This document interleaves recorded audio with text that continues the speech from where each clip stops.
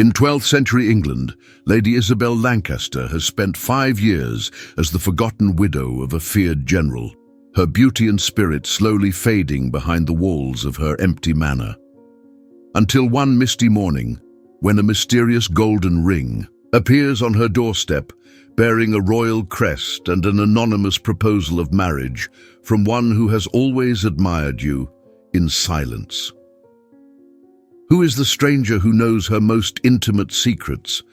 Why has he chosen to court her from the shadows? As Isabel embarks on a forbidden romance through secret midnight meetings, she discovers a passion she never knew existed. But in a world where widows are expected to remain loyal to their husband's memory, Isabel must decide, will she risk everything for a love that began with nothing more than a ring on her doorstep? Don't miss this sweeping medieval romance of second chances and secrets long buried. Follow our channel for more unforgettable stories. Like and comment to let us know where you're watching from. The mist clung to the cobblestone streets of York like a phantom, reluctant to release its grip on this chilly autumn morning in 1156.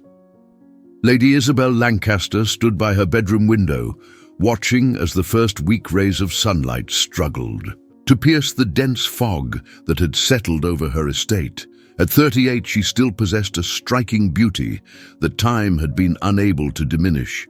High cheekbones, clear blue eyes that held both sorrow and strength, and auburn hair that cascaded down her back in gentle waves, now threaded with the occasional silver strand that she refused to conceal. 5 years had passed since the death of her husband, General Godwin Lancaster, a man whose reputation for military brilliance was matched only by his cold indifference toward her.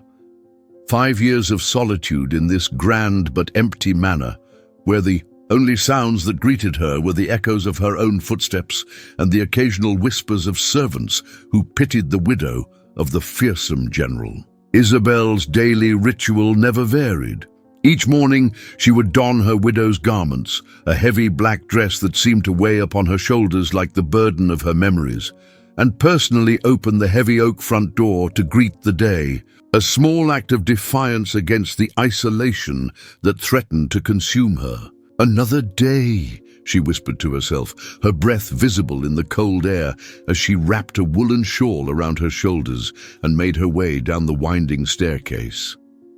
The manor was silent, save for the distant clattering of pots in the kitchen, where Martha, her loyal cook, would be preparing breakfast. Isabel approached the massive front door, its iron hinges groaning in protest as she pulled it open, ready to face yet another day of emptiness. But this morning was different. There, resting innocently upon the stone threshold, lay a small object that caught the weak sunlight and reflected it back with a golden gleam. Isabel's breath caught in her throat. An exquisite gold ring, adorned with an intricate royal crest she recognized immediately, sat beside a folded parchment sealed with crimson wax. Her heart, which had beaten so steadily and predictably for years, suddenly raced within her chest. With trembling fingers, she bent to retrieve the items, glancing quickly around the misty courtyard to see if the messenger remained. But there was only silence and the swirling fog. Once inside, Isabel leaned against the closed door, her mind racing with possibilities. The royal crest belonged to the House of Plantagenet, the royal family. But why would such a token be left at her door? Her husband had served King Henry II loyally, yes, but that connection had surely dissolved with his death. She carefully broke the wax seal, which bore the same crest as the ring, and unfolded the parchment. The handwriting was elegant, masculine, and strangely familiar, though she couldn't place it. To the Lady Isabel Lancaster, whose grace and dignity have illuminated the darkest corners of my existence for longer than you could know. I write to you not as a stranger, though you may consider me as such, but as a man who has admired you from afar, silently witnessing your strength and beauty through seasons of joy and sorrow. It is with profound respect and deepest affection that I offer this proposal. Join your life with mine in marriage. I can promise you not only protection and comfort, but a love that has burned steadily for years, awaiting only your notice. If you wish to know more, wear this ring upon your finger and walk in the south garden tomorrow at dusk. I shall find you there, by quill and honor bound, from one who has always admired you in silence." Isabel's hands shook violently as she read the words again and again, a proposal of marriage from someone unknown to her. The audacity of it, the mystery, was both frightening and strangely exhilarating. She studied the ring more carefully now. It was indeed a masterpiece of craftsmanship, with tiny engravings around the band depicting woodland scenes and a small ruby nestled within the royal crest. This was no trinket. It was a piece worthy of nobility. "My lady?" Martha's voice startled her. The older woman stood at the end of the hallway, concern etched across her weathered face. "Is something amiss? You look as though you've seen a spirit." Isabel quickly tucked both letter and ring into the pocket of her dress. "It's nothing, Martha. Just the cold morning air affecting me." But as the day progressed, Isabel found herself returning to her chamber repeatedly, pulling out the letter to read it once more, holding the ring up to the light, trying to divine some clue as to its sender. Who among her acquaintances would dare such a romantic gesture? And why now, after 5 years of her widowhood, when most had long since written her off as the eternal widow, bound to the memory of a husband who had never truly loved her? The afternoons stretched endlessly as her mind replayed memories of her life with General Godwin. Their marriage had been arranged, as was custom among families of their station. She had been just 18, naive and hopeful, when she was wed to the imposing military man 20 years her senior. Godwin had viewed her primarily as an ornament, a beautiful wife to display at court functions, and as the potential mother of sons to carry on his legacy, a duty she had failed to fulfill, their only child having died in infancy. In their 12 years of marriage, there had been respect but little warmth, duty but scarce tenderness. His death on the battlefield had left her with an immense estate, wealth, and a freedom she had never expected, but also a profound loneliness that had settled into her bones like the damp cold of York's winters. As evening approached, Isabel found herself seated before her mirror, the ring and letter placed on the dressing table before her. Her reflection showed a woman caught between worlds, still beautiful, still young enough for passion, but with eyes that had seen too much sorrow to be truly innocent. "Who are you?" she whispered, as if the letter might answer. "And what do you want of me, truly?" Could it be a trap? There were those who coveted her estate, who believed a woman should not hold such wealth independently. Or was it perhaps a cruel jest, meant to mock the widow who had failed to secure another husband? Or, and this thought made her heart flutter, in a way it hadn't for years, could it be genuine? Could someone truly have watched her, admired her, desired her from afar? With a boldness that surprised even herself, Isabel slipped the ring onto her finger. It fit perfectly, as if made for her hand alone. The weight of it felt strange yet comforting, like a promise of something she had long ago stopped hoping for. In the mirror, a tear traced its path down her cheek, followed by another and another until she was weeping silently, clutching the hand with the ring against her heart. "Do I deserve to be loved again?" she asked her reflection, her voice barely audible. "Is there truly someone who sees beyond the widow, beyond the failed wife, to the woman I might still be?" The question hung in the air, unanswered, as the last light of day faded from her window, casting her chamber into shadow. Tomorrow at dusk, she would walk in the south garden as requested. Tomorrow, perhaps, she would begin to learn the answer to a question she had never dared to ask aloud. Was there still a chance for happiness in the life of Lady Isabel Lancaster?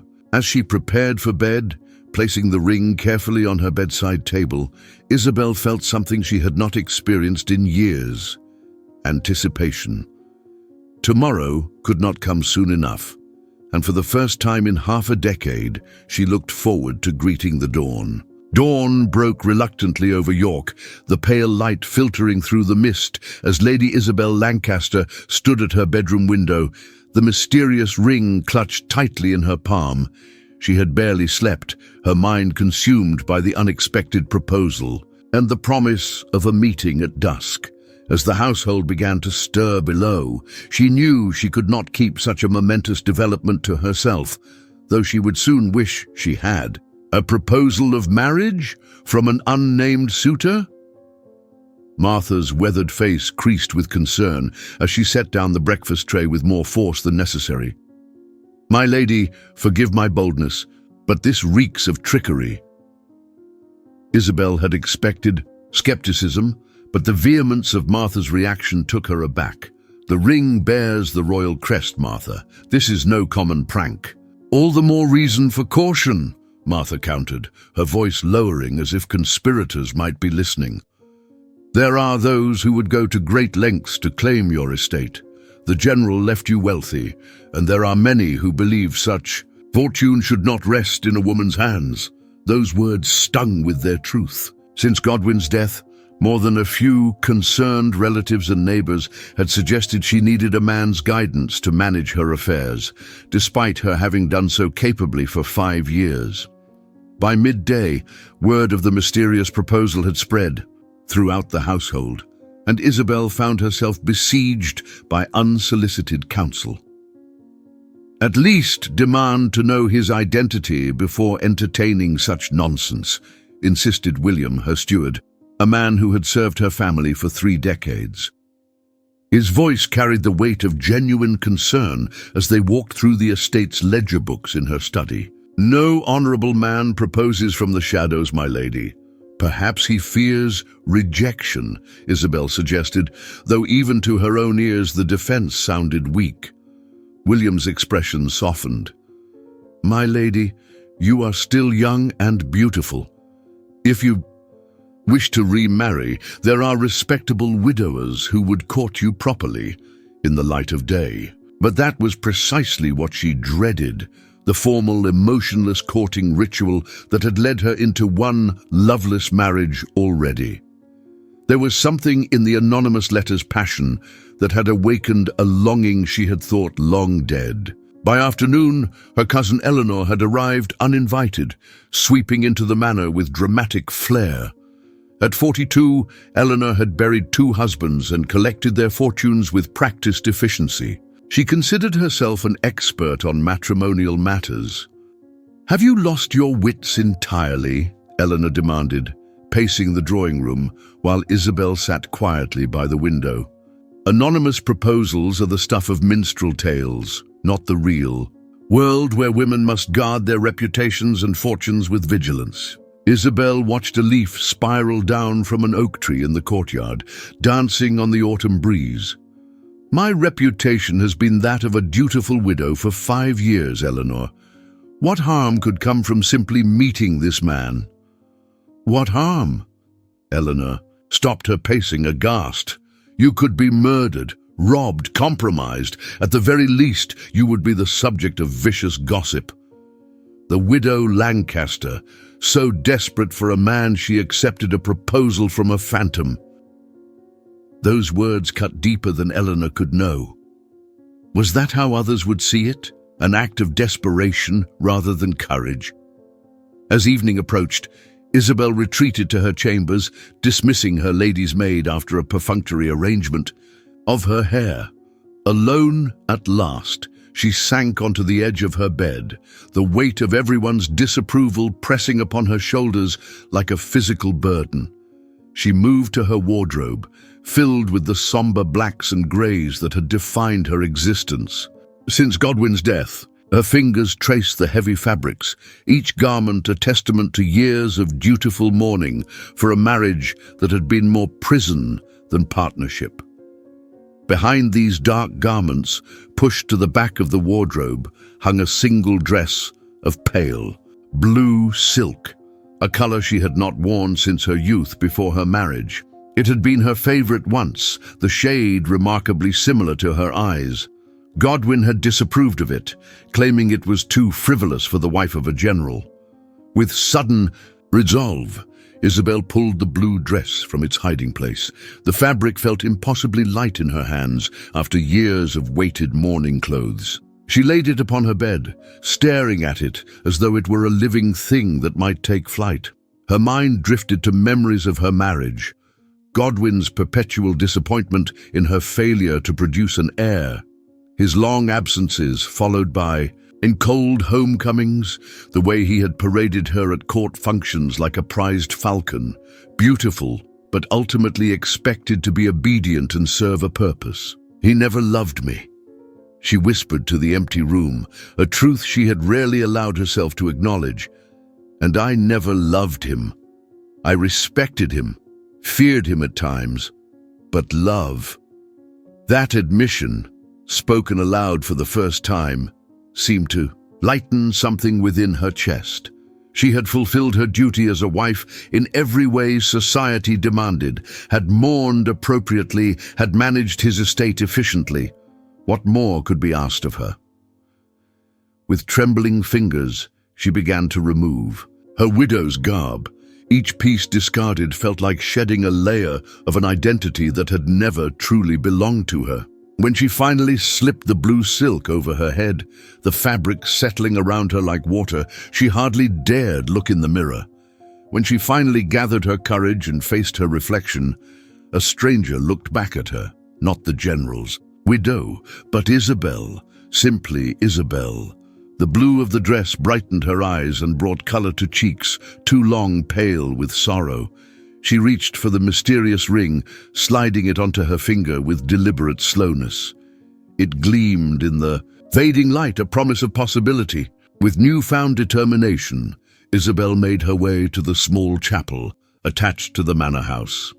The sacred space was empty at this hour, lit only by a few persistent candles that cast long shadows across the stone floor. She knelt before the altar, her blue dress pooling around her like water, the ring heavy on her finger. "Grant me courage," she prayed, her whisper echoing in the empty chapel.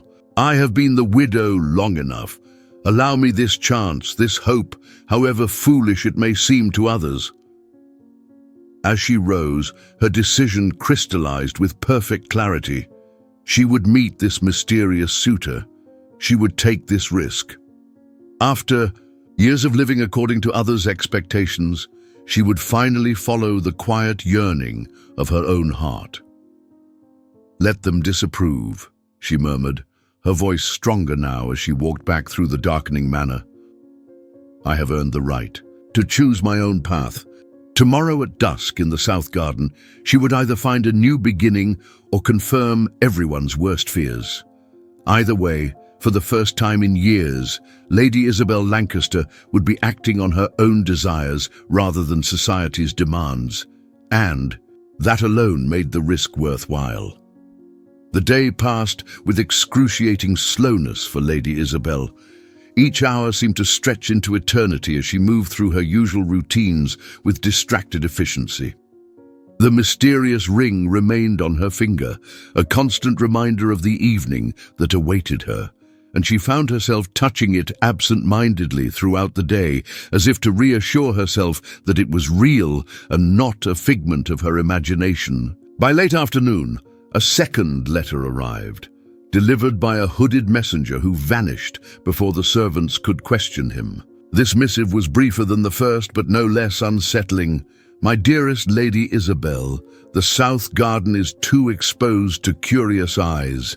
Meet me instead at St. Mary's Abbey as the moon rises. Come alone and wear the ring so I may know your answer. Yours in devoted anticipation. St. Mary's Abbey, a place of ruins and shadows, abandoned after King Henry's dispute with the church years ago." The request sent a shiver down Isabel's spine. The abbey lay at the edge of town, a half-hour's ride from her estate, surrounded by ancient oak trees and crumbling stone walls. It was not a place frequented by respectable ladies, especially after nightfall. "You cannot possibly be considering this madness," Eleanor declared, when Isabel reluctantly shared the change of plans. Her cousin's face had grown increasingly pinched with worry throughout the day. "The Abbey is a haven for thieves and vagabonds. No gentleman would ask a lady to meet him in such a place." "Perhaps that is precisely why he chose it," Isabel countered, her resolve hardening in the face of opposition. "There will be no prying eyes, no gossip to follow us." "There will be no witnesses if he means you harm," William added gravely from his position by the hearth. The old steward's concern was etched deeply in the lines of his face. Isabel turned away from their worried expressions, gazing out the window at the fading afternoon light. "I have made my decision," she said quietly but firmly. "I will meet him." "Then at least allow me to accompany you," William pleaded. "I can remain at a distance, but close enough should you need assistance." But Isabel shook her head. "The letter specifically requested that I come alone. I will not begin this, whatever this may be, with deception." As twilight descended, Isabel dismissed her lady's maid and prepared herself in solitude. She chose her attire carefully, the blue silk dress from the previous day, now complemented by a hooded cloak of midnight blue velvet that had been a gift from her father years ago. The heavy garment would provide both warmth against the autumn chill and a measure of anonymity as she traveled. She arranged her hair simply, allowing it to fall in natural waves down her back rather than in the elaborate styles expected of a woman of her station. Around her neck, she placed a simple silver chain bearing a small sapphire pendant, the only jewelry besides the mysterious ring that she would wear tonight. As she made her final preparations, Isabel caught her reflection in the mirror and barely recognized the woman who stared back at her. Gone was the resigned widow, the dutiful keeper of her husband's legacy. In her place stood someone both familiar and strange, a woman with flushed cheeks and bright eyes, a woman on the verge of adventure. "You're behaving like a girl of 18, not a widow of 38, she chided herself, but there was no real reproach in her voice. For the first time in years, she felt truly alive, every sense heightened by anticipation and trepidation in equal measure. Isabel slipped from the manor with practiced stealth, having arranged for a trusted groom to have her mare saddled and waiting by the kitchen gardens. The household, thankfully, was distracted by the evening meal preparations, allowing her to depart unnoticed save for Martha, who watched from an upper window with unmistakable disapproval. The ride to St. Mary's Abbey was both beautiful and unnerving.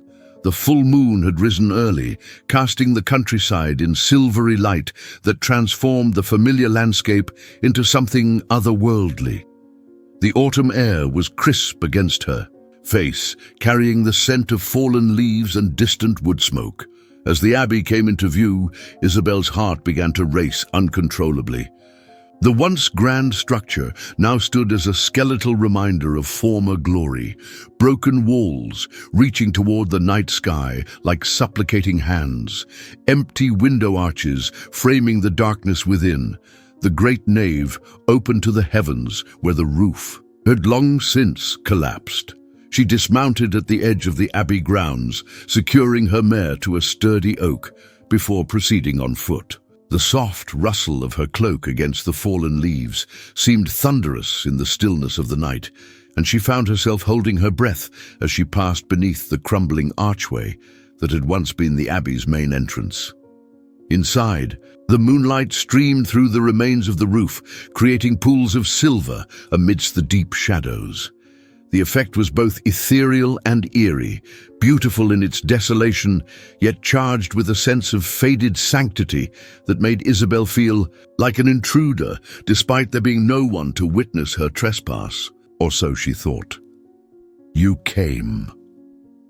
The voice emerged from the shadows near the remains of the altar, deep, Resonant and unmistakably masculine, Isabel froze, her hand instinctively reaching for the dagger she had concealed within the folds of her cloak. "Step into the light," she commanded, surprised by the steadiness of her own voice when her knees felt ready to buckle beneath her. There was a moment of hesitation, then the soft sound of footsteps on stone. A figure moved forward, into a shaft of moonlight, tall and broad-shouldered, dressed in dark clothing that blended with the shadows. But his face remained hidden beneath the hood of a cloak, not unlike her own. "Will you not show yourself?" Isabel asked, her voice softer now, uncertainty creeping in. "Not yet," the man replied, his tone gentle but firm. "I see you wear the ring. Does this mean you accept my proposal?" Isabel touched the golden band on her finger. "I accept nothing without knowledge. I came to learn who you are and why you have approached me in this manner." A soft chuckle emanated from beneath the hood, direct and forthright as always. "It is one of the many qualities I have long admired in you, Lady Isabel." "You speak as though you know me well," she observed, taking a cautious step forward. "Yet I cannot place your voice among my acquaintances." "We have met," he confirmed, "though never in circumstances that would allow for meaningful conversation. I have observed you for years, first from a distance dictated by propriety, then by the constraints of your marriage." Isabel's breath caught. "You knew my husband?" "I served under General Lancaster," the hooded figure acknowledged, his voice taking on a harder edge at the mention of Godwin's name. "I witnessed how he treated you, how he failed to appreciate the treasure he possessed." A chill that had nothing to do with the night air ran through Isabel. This man had been part of her husband's military circle, a world from which she had been deliberately excluded. "What is your name, sir? I would know who proposes marriage to me." Again, that hesitation. "Names have power, my lady. Once spoken, they cannot be unheard. I ask for your trust a while longer." "Trust?" Isabel could not keep the incredulity from her voice. "You ask me to meet you in an abandoned abbey at night. You hide your face, withhold your name, yet speak of trust. I ask for the chance to prove myself worthy of your heart before you judge me by my station or reputation." There was an earnestness in his voice that gave Isabel pause. Is that so unreasonable a request? Before she could answer, he closed the distance between them with 2 swift strides. Though his face remained in shadow, she could feel the intensity of his gaze upon her. Slowly, with deliberate gentleness, he reached for her hand, the one bearing his ring. His touch sent an unexpected warmth through her fingers, up her arm and into her chest. His hands were strong but gentle, calloused in the way of a man accustomed to wielding both sword and pen. "I have waited 5 years for the chance to speak with you thus," he said, his voice dropping to little more than a whisper. 5 years, watching you endure loneliness with dignity. 5 years hoping for the courage to approach you. Please grant me time to show you who I am beyond a name or title." Isabel found herself unable to pull away from his touch, mesmerized by the raw emotion in his voice. "How am I to know you are not simply after my lands, my wealth? Many have tried to court the general's widow for precisely those reasons. If wealth were my aim, there are far less complicated paths I might have taken," he replied with a hint of amusement. "No, Lady Isabel, what I desire cannot be measured in gold or acres. I seek the treasure of your companionship, your smile, your heart, should you find me worthy of such gifts." As they stood there in the moonlight, surrounded by the silent witnesses of ancient stones, Isabel felt something she had not experienced in longer than she could remember. The fluttering wings of possibility, of hope, of a future not bound by the chains of her past. "I will meet with you again," she found herself saying, the words emerging before she had fully formed the thought. But not indefinitely. I must know who you are before this progresses further. She felt, rather than saw his smile. That is all I ask for now, my lady, a chance. As Isabel rode home through the moonlit countryside, the mysterious encounter replayed in her mind. She had learned little about her suitor, yet felt strangely connected to him. His voice, his touch, the passion with which he spoke, all had affected her more deeply than she cared to admit. Tomorrow would bring fresh disapproval from her household, more warnings and concerns.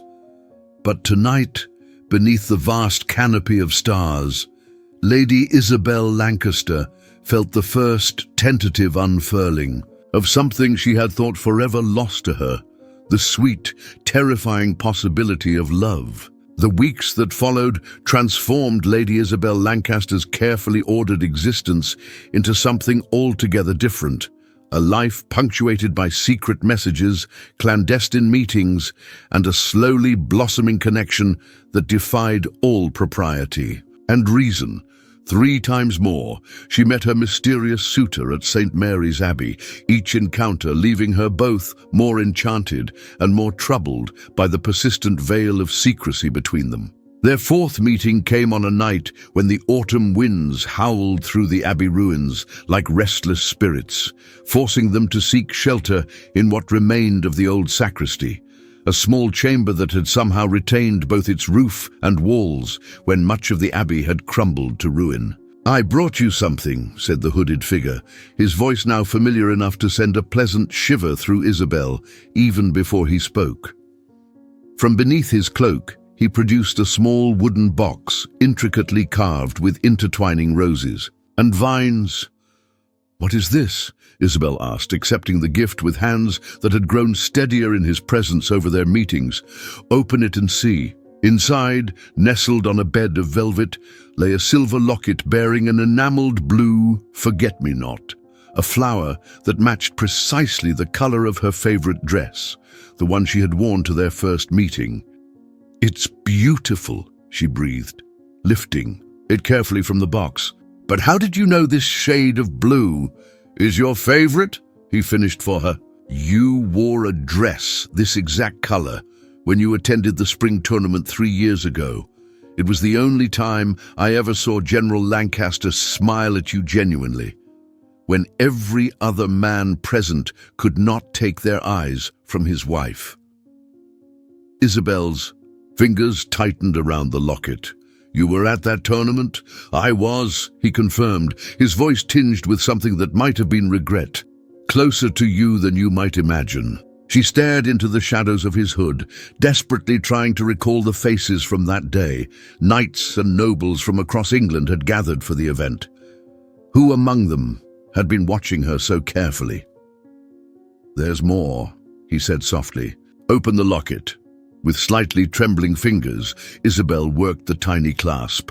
Inside was not a portrait as she had expected, but a small lock of auburn hair tied with silk thread. This is, she began, confusion coloring her voice. Your son's hair, he said quietly. The lock you cut before they laid him to rest. The locket slipped from Isabel's suddenly nerveless fingers, falling to the stone floor with a metallic ping that echoed in the small chamber. Her breath came in short, sharp gasps as memories she had buried deep resurfaced with painful clarity. Her infant son, born too early, his tiny perfect face peaceful in death, the small curl of auburn hair she had cut to keep as her only memento. How could you possibly have this? She demanded, her voice trembling with shock and something close to anger. That lock of hair was kept in a box in my private chambers.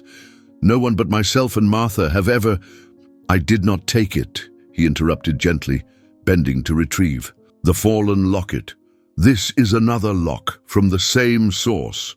I was there, Lady Isabel. I was present when you laid your son to rest. Isabel backed away until she felt the cold stone wall behind her. Who are you?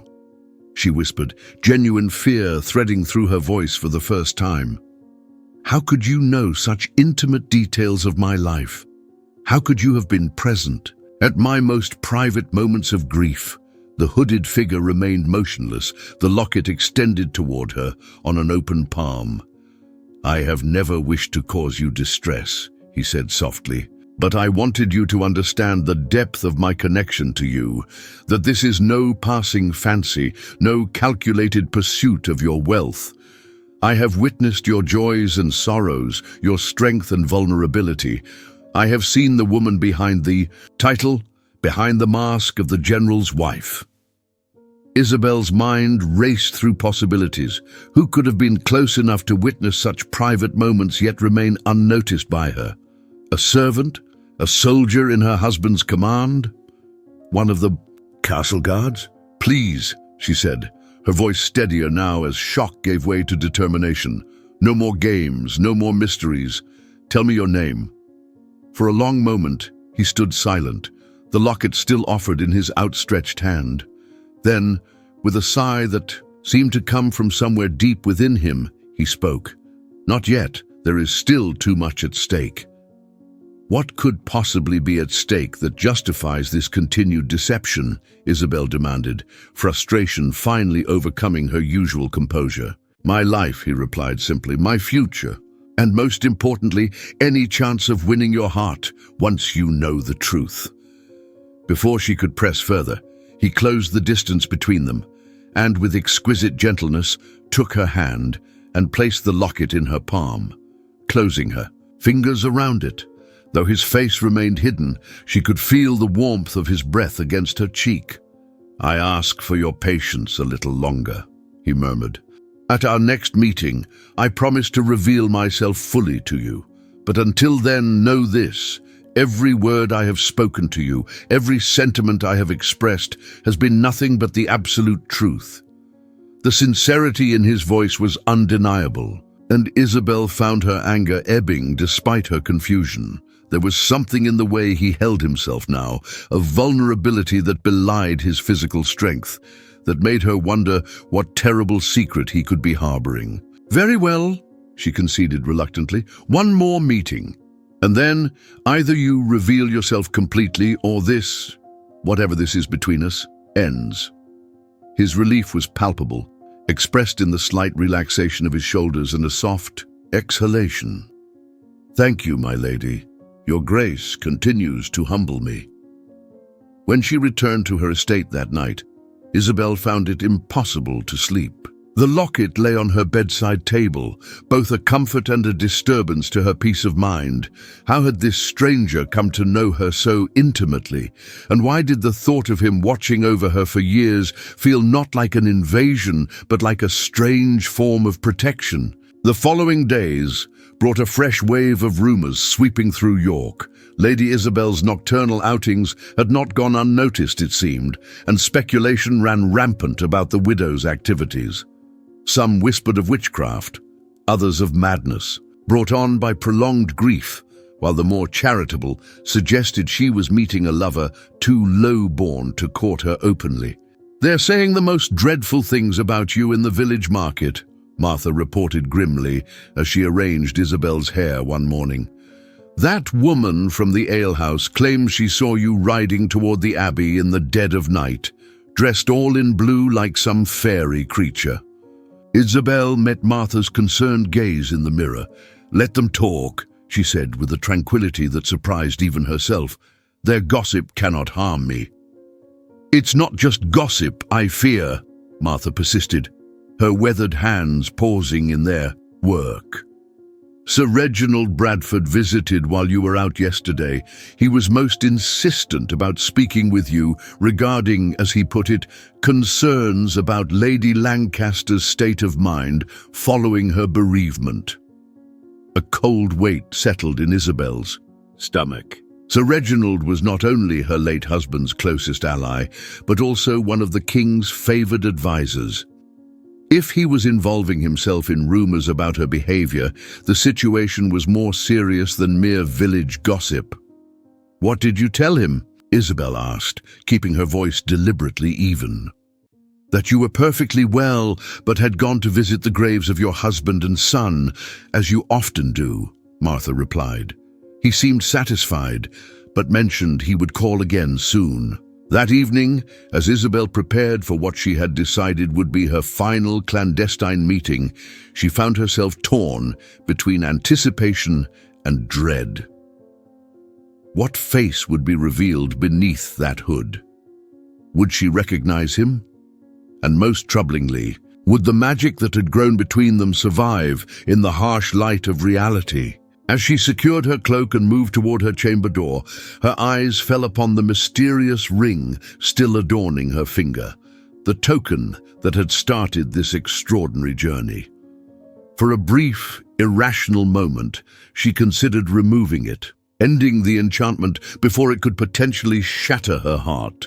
But something deeper than reason guided her hand away from the ring and toward the locket instead, which she fastened around her neck. Whatever awaited her at St. Mary's Abbey tonight, revelation or heartbreak, Lady Isabel Lancaster would face it with the same quiet courage that had sustained her through all the sorrows of her past. The night of revelation arrived with an unseasonable clarity, as if the heavens themselves had conspired to witness what would unfold at St. Mary's Abbey. A sky of perfect velvet black stretched overhead, punctuated by stars that seemed to burn with unusual brightness. The moon, nearly full, cast the ruins in silvery relief as Lady Isabel approached on horseback, her heart thundering in her chest with a rhythm that matched her mare's hoofbeats. Tonight would end the mystery. Tonight she would finally see the face of the man who had awakened feelings she had thought forever buried alongside her infant son. Tonight she would know whether the connection she had felt was built on solid ground or shifting sand. She had dressed with particular care, choosing a gown of deep emerald that she had commissioned in secret 3 years prior, but never found the courage to wear during her husband's lifetime. General Lancaster had considered such rich colors inappropriate for a military man's wife, preferring her to dress in subdued tones that would not draw attention. The emerald silk, with its fitted bodice and flowing skirts, made her feel both powerful and vulnerable, a paradox that seemed fitting for this night of truth. Around her neck hung the locket containing her son's hair, a bittersweet reminder of all she had lost and all she might yet find. The mysterious ring gleamed on her finger, catching moonlight as she secured her horse to the same oak tree that had served this purpose during her previous visits. The abbey seemed different tonight, less foreboding, more expectant. The wind that had howled during her last visit had gentled to a whisper that stirred the fallen leaves into lazy spirals around her feet as she made her way through the main archway. He was already there, waiting in their usual meeting place, near the remains of the altar. Unlike previous encounters, he stood fully in the moonlight, his hooded figure casting a long shadow across the stone floor. "You came," he said, and Isabel detected something new in his voice, tension, perhaps even fear. "I said I would," she replied steadily, coming to stand before him. "And now it is time for you to fulfill your promise. Show me your face." The hooded figure remained motionless for a long moment, and Isabel feared he might renege on his word. Then, slowly, his hands rose to the edge of his hood. "Before I do this," he said, his voice low and intense, "I must ask one thing. Look into your heart, Lady Isabel. In these weeks we've spent together, have you found anything there that might grow into affection for me, regardless of who I may be?" Isabel's breath caught at the unexpected question. She had prepared herself for revelation, not examination of her own feelings. But as she stood there beneath the starlit sky, surrounded by the silent stones of the abbey, she knew the answer with absolute clarity. "Yes," she admitted softly. "Something has taken root there that I cannot explain, something I have not felt before, not even in the early days of my marriage." A visible shudder passed through his frame at her words. "Then I pray that it is strong enough to withstand what comes next." His hands moved again toward his hood, and Isabel held her breath, but instead of pushing it back to reveal his face, his fingers froze, then dropped to his sides. "I cannot," he whispered, the words clearly costing him greatly. Not yet. Disappointment and anger flared within Isabel like twin flames. "You promised," she said, her voice sharpening with each word. "No more secrets, no more shadows. That was our agreement." "I know," he acknowledged, his shoulders sagging beneath the weight of her justified anger. "And I have no right to ask for more time, yet I find myself doing exactly that." "Why?" Isabel demanded, fighting to keep her composure. "What possible reason could justify this continued deception?" He took a step toward her, then another, until they stood close enough that she could see the outline of his jaw beneath the hood, though his features remained obscured. "Because I served not just under your husband, Lady Isabel, but as his right hand," he confessed, the words emerging as if dragged from some deep, painful place within him. "I was there when he belittled you before his men. I was there when he dismissed your grief over your son as womanly weakness. I was there, silent and complicit, when he spoke of replacing you with a younger bride who might give him the heir you could not." Each revelation struck Isabel like a physical blow. She had known her husband was cold, had suspected he was cruel, but to hear that he had openly discussed discarding her, it was almost more than she could bear. "And you did nothing," she whispered, a single tear escaping to trace its way down her cheek. "I did nothing," he confirmed, self-loathing evident in every syllable. "I who claimed to admire you from afar, who professed to have carried a torch for you through all those years. I stood by and watched your suffering with cowardly silence." He reached for her hands, and to her own surprise, Isabel did not pull away. "That is the man I was," he continued, his voice rough with emotion. "But your husband's death changed everything. Without his commanding presence, I found the courage to become someone different, someone who might someday be worthy of standing beside you openly." Isabel's mind reeled with implications. If this man had been Godwin's right hand, he must be someone of considerable rank and influence. Someone she had undoubtedly encountered at court functions and military gatherings. Someone who had witnessed her most vulnerable moments from a position of power rather than servitude. "I need to see your face," she insisted, though with less heat than before. "I need to know who has been claiming to love me from the shadows for all these years." He captured her hands in his touch warm even through his leather gloves. "I will reveal myself to you, I swear it. But not here. Not tonight." His voice dropped to a whisper. "There are matters I must settle first. Matters that could determine whether we have any future together at all." "What matters?" Isabel pressed, frustration mingling with a reluctant understanding. "Your husband had enemies, my lady. Powerful men who resented his influence with the king, his military successes, his accumulation of wealth and land. Men who have not forgotten that his widow still controls those assets." A chill that had nothing to do with the night air swept through Isabel. "Are you saying I'm in danger?" "I'm saying that if I reveal myself to you now, and we are seen together afterward, certain connections might be made that would put both of us at risk." He released her hands, only to frame her face with gentle fingers. "I need time to ensure your safety before I can step from the shadows." Despite her disappointment, Isabel found herself believing him. There was a desperation in his voice, a protectiveness in his touch that spoke of genuine concern rather than further manipulation. "How much time?" she asked, her anger giving way to resignation.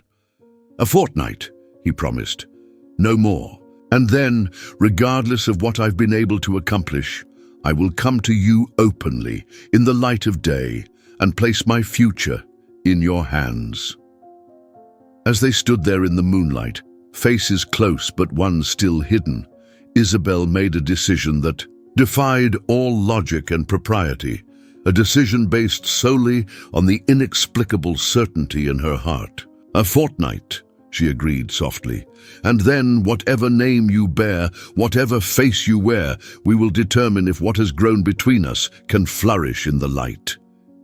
His relief was palpable, expressed in a long exhalation that warmed her cheek. "Thank you," he whispered. "Your faith humbles me more than you can know." Then, with a boldness that took her breath away, he lowered his head and pressed his lips to hers, a kiss as gentle as it was brief, yet more affecting than any embrace Isabel had ever experienced.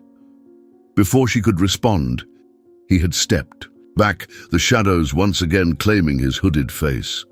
"Fortnight," he repeated, his voice thick with emotion.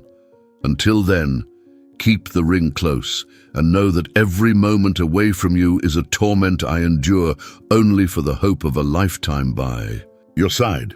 With those words, he turned and vanished into the deeper shadows of the abbey ruins, leaving Isabel standing alone beneath the starlit sky, her fingertips pressed to lips that still tingled from their first true kiss.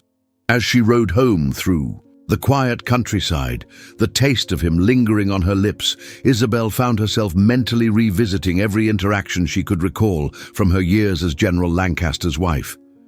Which of Godwin's officers had shown her kindness? Which had met her gaze with something more than the cursory respect due their commander's wife? Whose voice, now altered by the acoustics of the abbey ruins and the concealment of the hood, might match the one that had been whispering promises and poetry to her in the darkness. By the time she reached her estate, a suspicion had begun to form in her mind, a possibility both thrilling and terrifying in its implications. But whether her guess proved correct or not, one thing was certain. In a fortnight's time, Lady Isabel Lancaster's life would change forever. The fortnight passed with excruciating slowness for Lady Isabel. Each morning she would wake with the thought that she was one day closer to revelation, one day nearer to knowing whether the connection she had felt in the shadows could survive in daylight. No further messages came from her mysterious suitor, and the absence of communication only heightened her anticipation and anxiety.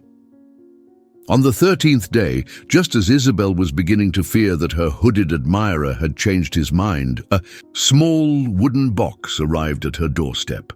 Inside lay not a letter, but a delicate silver key attached to a silk ribbon, with no explanation of its purpose or meaning.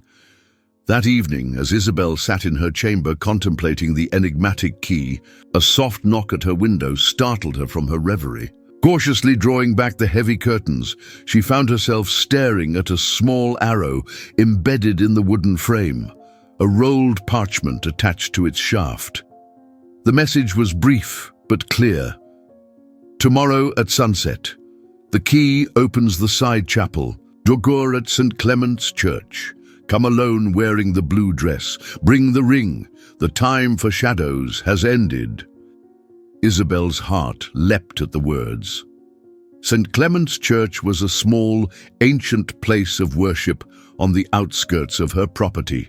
A private chapel once used exclusively by her husband's family before the larger parish church was built in the village. It had stood largely unused for years, visited only by the occasional caretaker who kept the candles refreshed and the worst of the dust at bay. Sleep eluded her that night as questions and possibilities tumbled through her mind like leaves in an autumn storm. By morning, dark circles shadowed her eyes, but there was a luminous quality to her expression that had not been present for years, the unmistakable glow of a woman on the threshold of something momentous. "You look feverish, my lady," Martha observed with concern, as she helped Isabel dress in the blue silk gown that had become symbolic of her clandestine romance. "Perhaps you should rest today." "I've never felt better," Isabel replied, touching the silver key that now hung around her neck alongside the locket containing her son's hair. Both tokens represented different aspects of her life, past sorrow and future hope, and wearing them together felt right, as if acknowledging that one need not erase the other. The day passed in a blur of anticipation. Isabel found herself unable to concentrate on household matters, her thoughts constantly straying to the evening ahead. What awaited her at St. Clement's? Would her mysterious suitor finally reveal himself as promised? And most importantly, would she recognize him when he did? As the sun began its descent toward the horizon, casting long golden rays across the autumn landscape, Isabel slipped away from the manor house with practiced stealth. Rather than taking her horse, she chose to walk the winding path through the woods to St. Clement's, allowing herself time to calm her racing thoughts and prepare for whatever lay ahead. The small stone church appeared almost enchanted in the late afternoon light, its weathered grey walls softened to a warm honey color by the setting sun. Ivy clung to its western face. Leaves turned crimson and gold with the season, creating the impression of the building being aflame without burning. Isabel paused at the edge of the clearing, her hand instinctively reaching for the key around her neck. This was her last moment to turn back, to retreat to the safety of her ordered, predictable existence as the general's respectable widow. Once she used that key, she would be committing to a new path, one with no certain destination. With a deep breath that seemed to fill not just her lungs but her very soul, Isabel crossed the clearing to the small side door, nestled almost invisibly within a curtain of ivy. The key slid into the ancient lock with surprising ease, turning with a soft click that seemed to echo in the stillness of the gathering twilight. The door swung inward without a sound, revealing a sight that stole Isabel's breath away. The interior of the small chapel had been transformed. Hundreds of candles in varying heights covered every available surface. The altar, the window ledges, even the ancient stone floor, creating a golden glow that banished all shadows. Fresh flowers, late autumn roses, chrysanthemums, and sprays of rosemary filled the air with their mingled fragrances. And standing before the altar, his back to her, was a tall figure dressed not in the concealing cloak she had come to expect, but in the formal attire of a knight of the realm. As the door closed behind Isabel with a soft thud, the figure turned, and she finally looked upon the face of her mysterious suitor, Sir Richard Pembroke. The recognition struck her like a physical blow. Of course, it had been him all along, her husband's most trusted captain, the man who had stood silently at Godwin's right hand through campaigns and court appearances alike. A man whose quiet competence had earned him the king's favor, even as his unassuming manner had rendered him almost invisible to Isabel herself.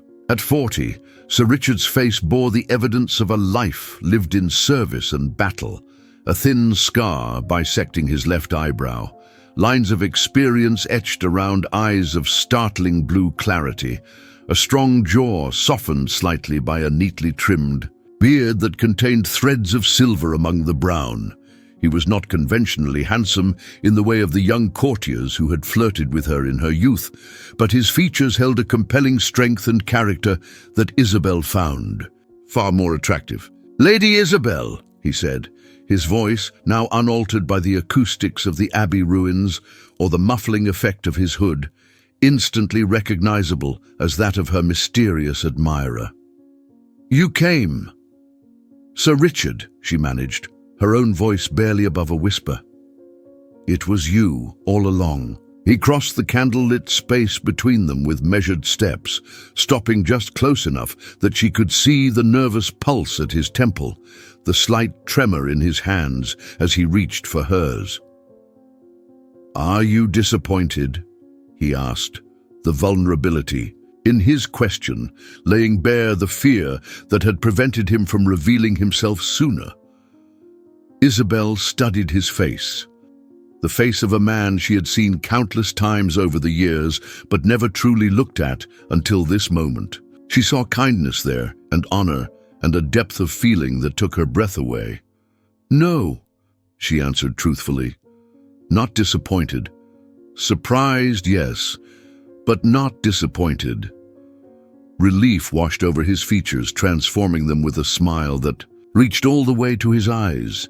I feared you would turn away once you knew it was only me, your husband's captain, a man of modest birth elevated by service rather than bloodline. As if rank or title could matter more than character, Isabel replied, surprised by the certainty in her own voice.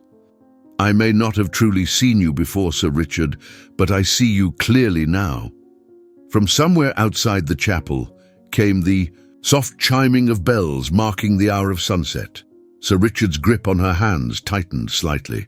I have presumed much in arranging all this, he said, gesturing to the candle-lit chapel with a small nod. But I dared to hope that when you came today, it would be with the intention of accepting my proposal at last. Only then did Isabel notice the elderly priest standing discreetly in the shadows near the altar, and the two servants from her household, Martha and William, positioned as witnesses at the front pew. This was not merely a revelation, but a wedding ceremony, prepared with hope and arranged in secret. You planned all this without knowing my answer? Isabel asked, amazement rather than anger coloring her tone. Sir Richard's smile turned sheepish. I planned with hope, my lady, but nothing will proceed without your consent. If you wish to take more time to court properly in the light of day, 5 years of widowhood, followed by weeks of clandestine meetings, seems quite enough preparation. Isabel interrupted, surprising herself with her boldness. I came, here wearing your ring, Sir Richard. I believe that constitutes my answer. Joy blazed across his features like sunrise breaking over the horizon. With reverent care, he raised her hand to his lips, pressing a kiss to her fingers just above where his ring glinted in the candlelight. Then shall we proceed? He asked, offering his arm to lead her toward the altar. The ceremony that followed was simple but profoundly moving. The ancient words of the marriage rite echoed in the small stone chapel, gaining new meaning for Isabel as she spoke them not from duty or family obligation, but from genuine choice and growing affection. When the priest pronounced them husband and wife and bade Sir Richard to kiss his bride, Isabel found herself trembling slightly with anticipation. Their only previous kiss had been that brief stolen moment at the Abbey. A whisper of what might be rather than a true expression of passion. Sir Richard seemed to understand the significance of this moment. With exquisite tenderness, he cradled her face between his palms, his blue eyes searching hers as if memorizing every detail. I have loved you for so long, he whispered. The words meant for her alone. I have waited for this moment my entire life. When his lips finally met hers, Isabel felt something break free within her, a capacity for joy she had thought long since withered and died. This kiss was not the dutiful peck of an arranged marriage, nor the cautious exploration of their Abbey encounter, but a true communion of souls, gentle yet passionate, reverent yet intimate, a promise and a fulfillment all at once. As they pulled apart, both slightly breathless, the small chapel erupted in joyful applause from their handful of witnesses. Martha was openly weeping, her earlier disapproval apparently forgotten in the face of her mistress's evident happiness. William stood straight and dignified, but even his weathered face showed signs of emotion in the candlelight. Lady Pembroke, Sir Richard said, testing her new title with evident satisfaction, I vow to spend every day proving myself worthy of the trust you've placed in me today. Sir Richard, Isabel replied, her heart too full for elaborate speeches. I believe you already have. As they walked back down the short aisle together, husband and wife in the eyes of God and their chosen witnesses, the last rays of sunset streamed through the chapel's single stained glass window, casting prismatic patterns of color across their joined hands and the gold ring that had started their extraordinary journey.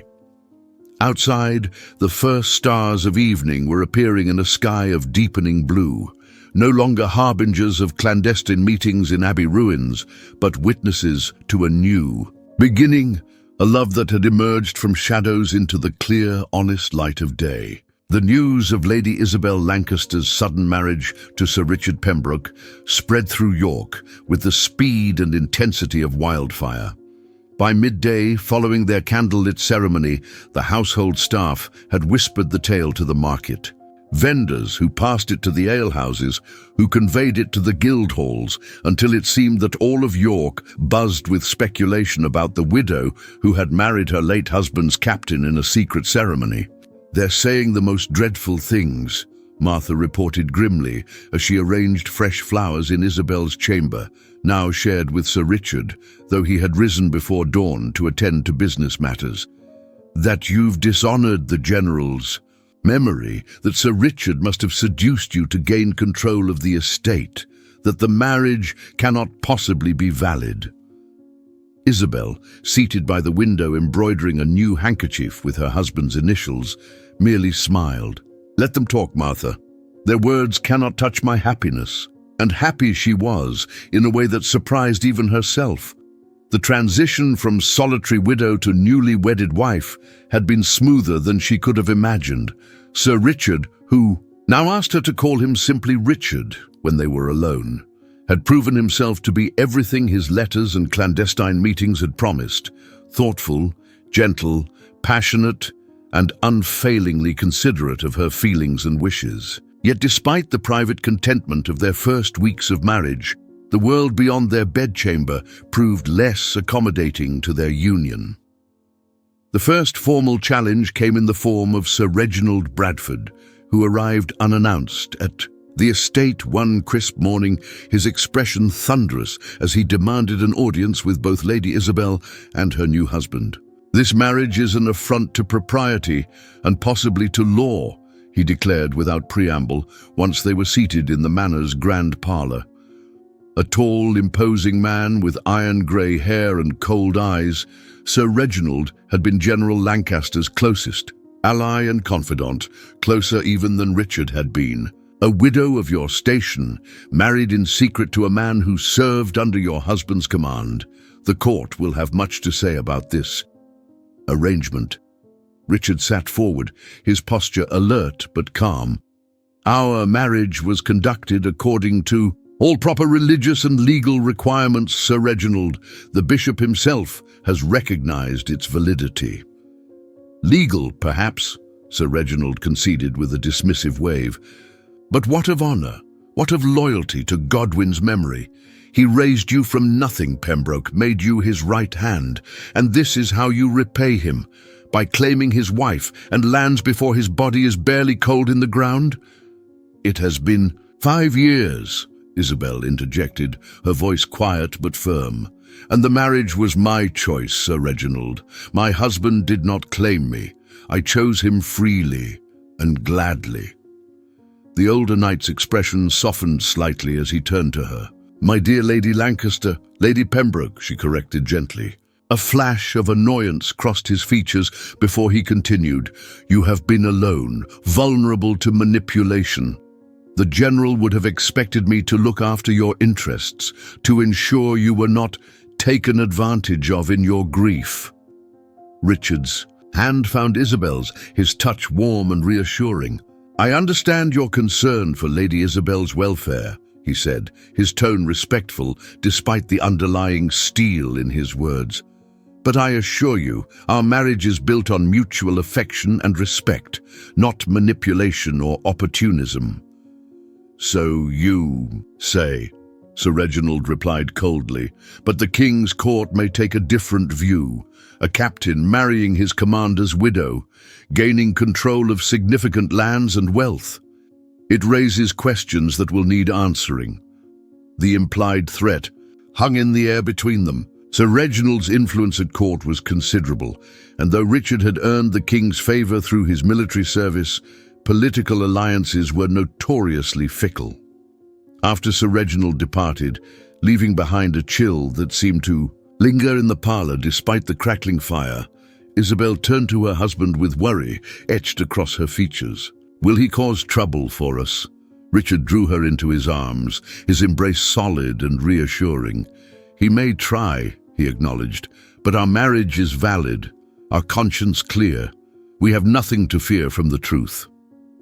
Yet despite his confident words, Isabel noticed the tension that remained in his shoulders, the slight furrow between his brows that spoke of concerns he was not fully sharing.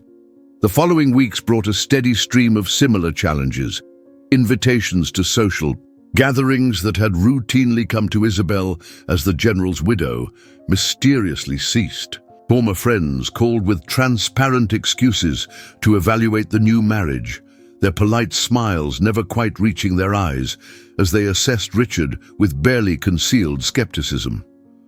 Most painful were the whispers that reached Isabel from her household staff, rumors that Sir Richard had long plotted to claim both her and the Lancaster fortune, that he had somehow engineered circumstances to position himself as her protector and then husband, that their romantic courtship had been a calculated seduction rather than a genuine connection. One evening, as autumn gave way to the first chill breath of winter, Isabel found Richard standing alone in the manor's great hall, staring up at the imposing portrait of General Godwin Lancaster that dominated the space. The painting depicted Godwin as he had preferred to be seen, stern, powerful, imposing in his military finery, a man whose very presence commanded respect and obedience. "Sometimes I feel he's watching us," Richard admitted quietly as Isabel came to stand beside him, judging me for taking what was his. Isabel studied her first husband's painted face, the cold eyes, the unyielding mouth, the rigid posture that had never softened even in their most intimate moments. "I was never his possession," she said firmly. "Nor am I yours. I am your wife by choice, not ownership." Richard turned to her, his expression troubled in the flickering light of the hall's torches. "You deserve better than this, Isabel. Better than the whispers, the snubs, the questioning of your judgment. Perhaps we should have waited longer, courted openly, and endured months of the same scrutiny, the same disapproval." Isabel shook her head. "No, I have spent enough of my life living according to others' expectations. I don't regret our choice." Yet despite her brave words, Isabel could not deny that the constant tension had begun to cast a shadow over their new marriage. Richard grew increasingly preoccupied with estate matters, often rising before dawn and returning to their chambers long after she had retired. The easy intimacy of their first weeks together was giving way to something more cautious, as if both were suddenly afraid of disappointing the other. "There's something I want to show you," Richard said one crisp morning a month after their wedding. "Something I've wanted to share since before we were married." He led her on horseback through the estate lands, past the fields now lying fallow for winter, beyond the oak grove where generations of Lancaster children had played, to a part of the property Isabel had rarely visited, a small, secluded valley sheltered by ancient yew trees. There, nestled within the protective embrace of the trees, lay a hidden garden unlike anything Isabel had ever seen on the estate. Stone pathways wound between carefully tended beds that, even in the approach of winter, showed evidence of loving care. A small stream trickled through the center, feeding a clear pond where golden fish darted beneath lily pads. At the garden's heart stood a simple stone bench beneath an arbor that in summer would be covered with climbing roses. "What is this place?" Isabel asked, wonder in her voice as she dismounted. "I had no idea it existed." Richard helped her down from her horse, his hands lingering at her waist a moment longer than necessary. "Few do. It was created by the First Lady Lancaster over a century ago, a private retreat from the demands of the estate. Over time it was forgotten, reclaimed by wilderness." He led her along the stone path, pointing out features with quiet pride. "I discovered it by accident during my first year in the general service. It became my sanctuary, the one place I could find peace amid the demands of military life." They reached the stone bench, and Richard's expression grew more serious. "But it became something more 8 years ago. I was walking here, trying to clear my head after a particularly difficult campaign, when I heard a child's laughter. Isabel's breath caught. "My son." Richard nodded, his eyes soft with the memory. "You had brought him here to play. You were sitting on this very bench, watching him toddle among the flowers, singing to him. I should have announced myself, but..." He hesitated, color rising in his cheeks. "You looked so beautiful, so at peace. I couldn't bear to intrude." "So you watched us," Isabel said softly, understanding dawning. "This is where it began for you?" "It's where I first saw you as Isabel, not merely as the general's wife," he confirmed. "Where I witnessed your gentleness, your patience, your capacity for joy, despite being married to a man who offered you so little tenderness." His voice grew rough with emotion. "It's where I began to love you, knowing I had no right to do so." Isabel reached for his hand, twining her fingers with his. "And after our son died?" "I often saw you here alone," Richard admitted, "sometimes reading, sometimes simply sitting in silence. I would make sure the garden remained tended, that the flowers you seemed to favor most were always planted. It was the only way I could offer you any comfort." Tears welled in Isabel's eyes as the full meaning of his revelation became clear. "All those years, you were watching over me, caring for me in the only way you could." "It wasn't a scheme to win you," Richard said earnestly, his blue eyes intense with the need for her to understand. "I never thought to have you for my own. Even after Godwin died, I believed you were forever beyond my reach. The anonymous courtship, it was madness, a moment of courage or folly I still can't quite believe I found." Isabel raised a hand to his cheek, feeling the slight roughness of his beard beneath her palm. "Not folly," she whispered. "Fate, perhaps. A chance for both of us to find what we never thought to have." As they sat together in the secret garden, surrounded by the quiet beauty that had witnessed the beginning of his love for her, Isabel felt the tensions of the past weeks begin to dissolve. The world beyond might continue to judge them, to question their choices and motives, but in this moment, in this place, the truth of their connection was undeniable. "This is our beginning," she said, leaning her head against his shoulder as the winter sunlight filtered through the bare branches above. "Not a continuation of Godwin's story, not an epilogue to my life as his wife, but our own tale, written together." Richard's arm tightened around her waist, his lips pressing a gentle kiss to her temple. "The first chapter of many," he promised, his voice a warm caress against her skin. "A lifetime of chapters, if you'll have them." "I will," Isabel answered, turning her face to meet his kiss, no longer caring about the whispers and judgments that awaited them beyond this sanctuary, every single one. Spring arrived in York with a gentle persistence that mirrored the transformation of the Lancaster estate. Now the Pembroke household in all but the most formal documents. 6 months had passed since Lady Isabel and Sir Richard had exchanged vows in the candlelit chapel, 6 months of challenges weathered and happiness discovered in equal measure. The manor itself seemed to reflect the change in its mistress's circumstances. Windows that had remained shuttered during Isabel's years of mourning now stood open to admit sunshine and fresh air. The great hall, once dominated by General Lancaster's austere portrait, had been softened by the addition of tapestries and fresh flowers. Even the servants moved with a lighter step, responding to the warmer atmosphere that had settled over the household. On this particular morning, Isabel stood in what had once been Godwin's study, now transformed into a shared space where she and Richard handled the estate's affairs together. Sunlight streamed through the newly installed larger windows, illuminating the ledger before her as she recorded the season's first harvest of early vegetables from the kitchen gardens. "My lady," Martha said, appearing in the doorway with an unusual hesitancy, "there's a messenger from the royal court." Isabel looked up, her quill pausing mid-stroke.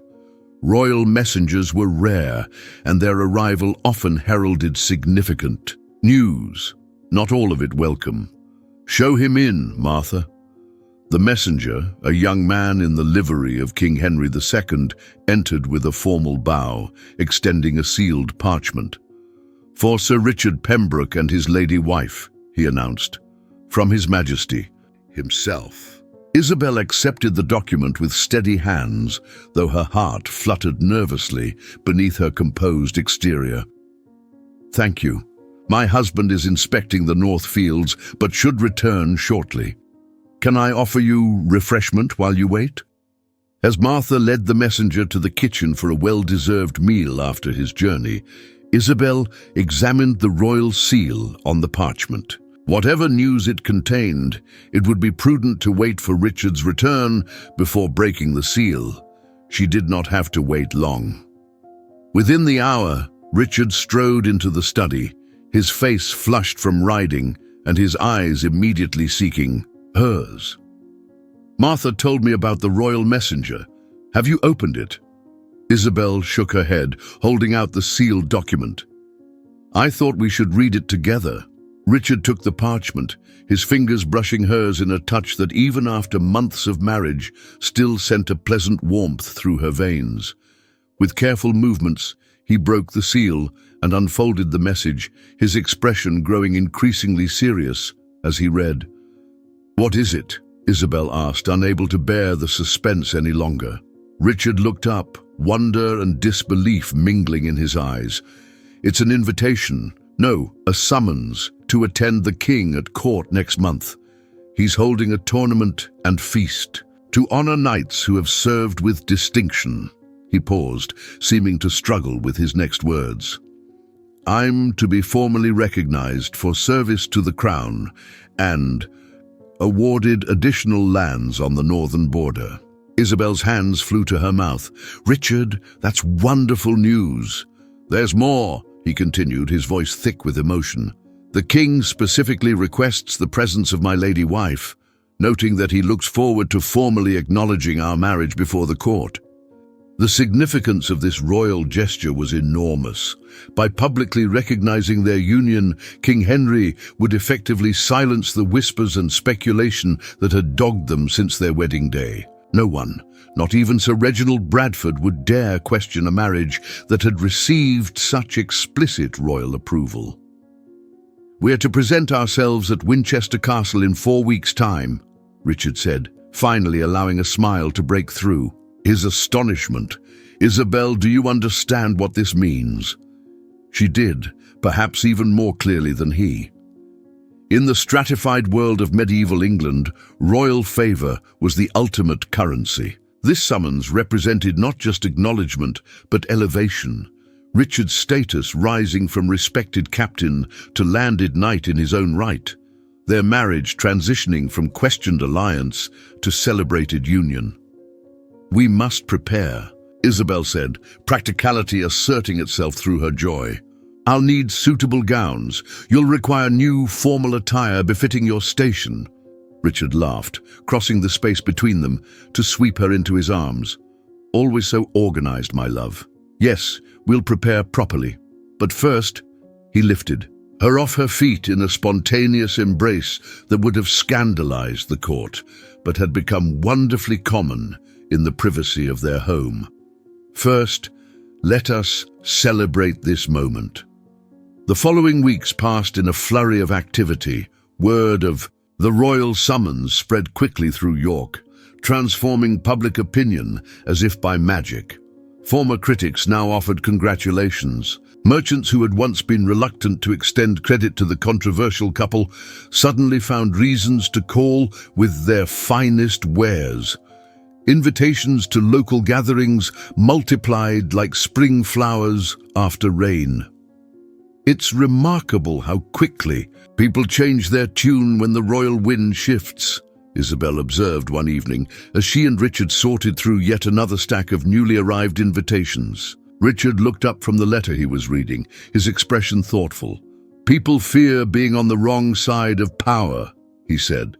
"It's a lesson I learned well in Godwin's service." "Speaking of Godwin," Isabel said carefully, sensing an opportunity to address something that had been on her mind. "I've been thinking about his portrait in the Great Hall." "What of it?" Richard asked, setting aside his letter with full attention. "I think it's time to move it," she said. "Not to remove it entirely. He was an important figure in this estate's history, after all. But perhaps to the gallery, alongside the other Lancaster ancestors." Richard studied her face, clearly searching for any sign of uncertainty. "Are you sure? I've never asked this of you, Isabel. I understand his place in your life, in the history of this home." "That's just it," she replied, reaching across the table to take his hand. "He is history now. This is our home, our life together. The Great Hall should reflect the present, not the past." The relief and gratitude in Richard's eyes told her she had made the right decision. It was a small gesture in practical terms, but symbolically significant. The final acknowledgement that they had moved beyond living in Godwin's shadow. On the morning of their departure for Winchester, the entire household gathered in the courtyard to bid them farewell. Martha fussed over Isabel's travelling cloak. William ensured the carriage was packed with every possible comfort. Even the youngest stable boys stood at attention, proud to be part of a household suddenly risen in royal esteem. As Richard handed Isabel into the carriage, she caught sight of a small, familiar object tucked discreetly into his tunic. The gold ring that had appeared on her doorstep nearly a year ago, the token that had begun their extraordinary journey. "You still carry it," she observed softly, once they were settled side by side in the carriage. Richard withdrew the ring, turning it thoughtfully in the morning light. "I had it made specially for you, you know. I spent nearly a month's wages commissioning it from the royal goldsmith, then another month gathering the courage to leave it at your door. And now we journey to the royal court as husband and wife," Isabel marveled, leaning her head against his shoulder as the carriage began to move. "Who could have imagined such an outcome?" "I imagined it," Richard admitted, his voice low and intimate.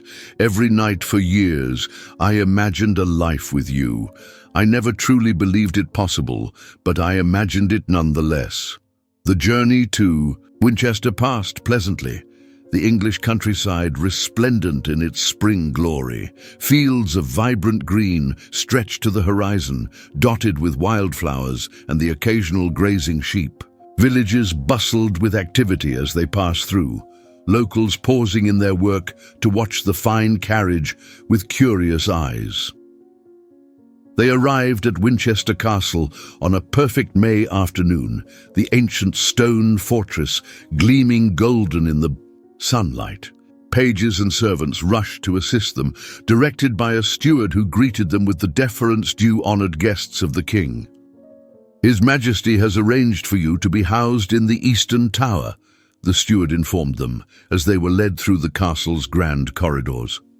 "It is one of the finest accommodations, with views of both the castle gardens and the cathedral. Beyond the walls, their chambers proved to be everything the steward had promised, spacious, elegantly appointed, and blessed with windows that captured both morning and afternoon light. As servants bustled about unpacking their belongings, Isabel stood at the eastern window, gazing out at Winchester Cathedral, rising majestically beyond the castle walls. "It's magnificent," she breathed, feeling Richard's presence as he came to stand behind her. "Not half as magnificent as you will look tomorrow," he replied, his arms encircling her waist as he pressed a kiss to the sensitive spot just below her ear. "The court will be dazzled by Lady Pembroke." The following day dawned clear and bright, as if nature itself had conspired to perfect their moment of triumph. Isabel, dressed with particular care, in a gown of deep sapphire silk, embroidered with silver thread and adorned with pearls at the bodice and sleeves. Around her neck hung the locket containing her son's hair, a private reminder of the journey that had brought her to this day. Richard, resplendent in formal attire of midnight blue and silver that complemented her gown, offered his arm with a bow that was only half playful. "Ready to face the court, my lady?" "With you beside me," she replied, placing her hand on his arm. "I'm ready for anything." The great hall of Winchester Castle hummed with the energy of hundreds of nobles gathered for the king's ceremony. As their names were announced and they proceeded down the center aisle toward the royal dais, Isabel was keenly aware of the countless eyes upon them, the whispered comments, the evaluating gazes. Yet for the first time in her life, such scrutiny, it brought no anxiety, only a quiet pride in the man whose arm she held, whose life she shared. King Henry II, imposing even when seated on his throne, received them with a warmth that seemed genuine rather than merely ceremonial. After conferring Richard's new lands and titles with appropriate pomp, he beckoned them closer for a more private word. "Sir Richard," the king said, his voice carrying only to those nearest the throne, "I owed your father a debt I could never repay in his lifetime. Consider this belated recognition a partial settlement of that obligation." His shrewd eyes shifted to Isabel. "And Lady Pembroke, you are a fortunate woman. Few knights in my service combine such loyalty with genuine goodness of heart." "I am well aware of my good fortune, Your Majesty," Isabel replied with perfect composure, though her heart swelled at the king's assessment of her husband. Later, as the celebration extended into the evening with feasting and dancing, Isabel found herself momentarily separated from Richard, who had been drawn into conversation with several knights, eager to congratulate their newly elevated comrade. "Lady Pembroke," a familiar voice spoke from behind her. "You are radiant tonight." Turning, Isabel found herself face to face with Sir Reginald Bradford, the man who had most vocally opposed her marriage. To her surprise, his expression held none of the previous contempt, only a wary respect. "Sir Reginald," she acknowledged, with a polite nod, "you honor me with your compliment. I was wrong about your marriage," he said abruptly, the admission clearly costing him considerable pride. "I believed Pembroke had manipulated his way into Godwin's position, his wealth, his wife. I see now that I misjudged both his character and your wisdom." Before Isabel could formulate a response to this unexpected concession, Richard appeared at her side, his hand coming to rest protectively at the small of her back. "Sir Reginald," he greeted his former adversary with admirable equanimity, "I trust you're enjoying the festivities." What might have been an awkward moment dissolved as the king called for a particular dance, one that required couples to form. Two long lines facing each other. Richard extended his hand to Isabel with a formal bow that couldn't quite hide the twinkle in his eyes. "My lady, would you do me the honor?"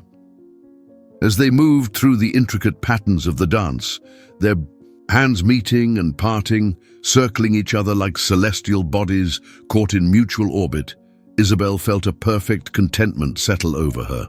This was what happiness felt like. Not the absence of challenges or sorrows, but the presence of a love strong enough to encompass them all. When the dance ended and they made their way to a quiet alcove for a moment's respite from the festivities, Richard drew something from his tunic, the golden ring that had started their journey. "I had this made for you," he said, holding it up to catch the light of nearby torches, "but you wore it only briefly before our marriage. Would you wear it again, not as a token of proposal, but as a symbol of the love that has grown between us?" Isabel extended her hand, allowing him to slip the ring onto her finger alongside her wedding band. "It fits as perfectly as it did the first time," she observed, admiring how the two rings complemented each other. One the beginning of their story, one its continuation. "I had it made to your measure," Richard admitted with a slight flush. "I may have bribed one of your glove makers for the dimensions." Isabel laughed, the sound drawing smiles from passing courtiers who had rarely seen the formerly reserved widow of General Lancaster so openly joyful. "You planned everything." "So carefully even then." "Not everything," Richard corrected, drawing her closer. "I never dared plan for how completely you would transform my life, how deeply I would come to love you, not just from afar, but in the blessed intimacy of each day spent together. As the celebration continued around them, Isabel and Richard stood together in their small haven of quiet, two people who had found each other against all odds and conventions. The mystery that had begun with a ring on a doorstep had evolved into a partnership stronger and more fulfilling than either could have imagined. "We should rejoin the festivities," Isabel said eventually, though she made no move to leave the sanctuary of his embrace. "In a moment," Richard replied, his eyes holding hers with an intensity that still had the power to quicken her pulse after months of marriage. "First, I want to memorize you exactly as you are right now, happy, confident, entirely yourself." "And entirely yours," Isabel added softly, reaching up to trace the beloved contours of his face with gentle fingers. "As I have always been yours," he answered, lowering his head to claim her lips in a kiss that, even in the decorous setting of the royal court, spoke eloquently of the passion they had discovered together. Later that night, as they stood on the balcony of their tower chambers gazing at stars scattered like diamonds across the velvet sky, Richard placed the ring, now returned to his keeping, in Isabel's palm, closing her fingers around it.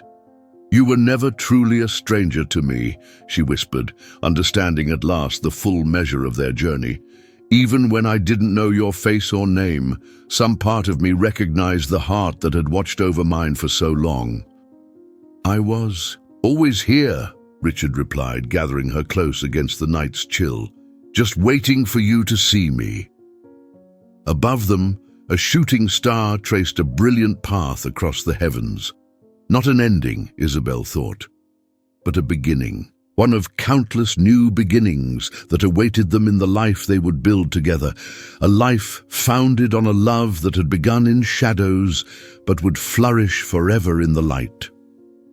Lady Isabel's journey from isolated widow to beloved wife reminds us that true love often finds us when we least expect it, sometimes hiding in plain sight all along. Her courage to follow her heart, despite society's judgment, offers us a timeless lesson.